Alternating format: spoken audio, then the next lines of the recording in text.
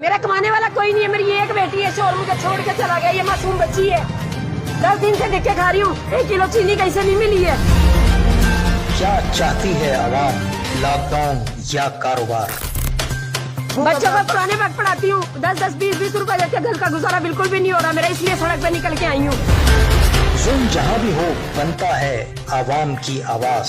20 साल हो गए हमें, इमरान साहब आपने कौन सी तब्दीली लाई? छोटे बच्चे, औरतें हैं, क्या सोच के आप हमें उन घरों से निकाल रहे हैं? मजलूम की आह को पहुँचाता है इक़्तिदार के ऐवानों तक, सिर्फ और सिर्फ तलाश न्यूज। हुकूमत हसीन हाथ पे हाथ धर के बैठी है, चर्च नशा पी के सोई हुई है हुकूमत हसीन, वजीर आला सोया हुआ है। सच्ची खबर की तलाश तक तलाश जारी रहती है। एक ऐसा न्यूज चैनल जो मसाइल सिर्फ दिखाता ही नहीं बल्कि इक़्तिदार में बैठे नुमाइंदों से अवामी मसाइल हल भी करवाता है अपनी पूरी टीम के साथ। ताहिर मलिक कराची की एक मारूफ शख्सियत जो कई सालों से गरीबों की फलाह बहबूद के लिए काम कर रहे हैं।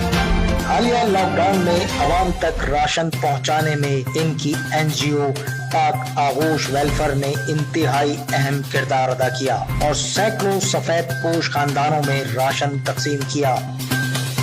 डॉक्टर दुर्रानी कराची के समाजी और सेहत के शोबे का एक मारूफ नाम जो बरसों से समाजी कामों में मसरूफ रहते हैं।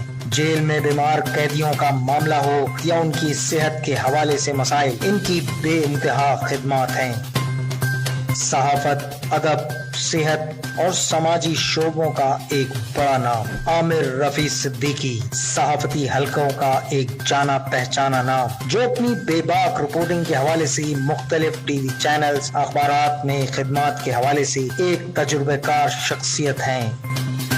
आप भी हमारी इस टीम का हिस्सा बन सकते हैं, हमें आपकी जरूरत है। आप जिंदगी के जिस शोबे से ताल्लुक रखते हैं इस हवाले से हमारी टीम का हिस्सा बनिए। तलाश न्यूज।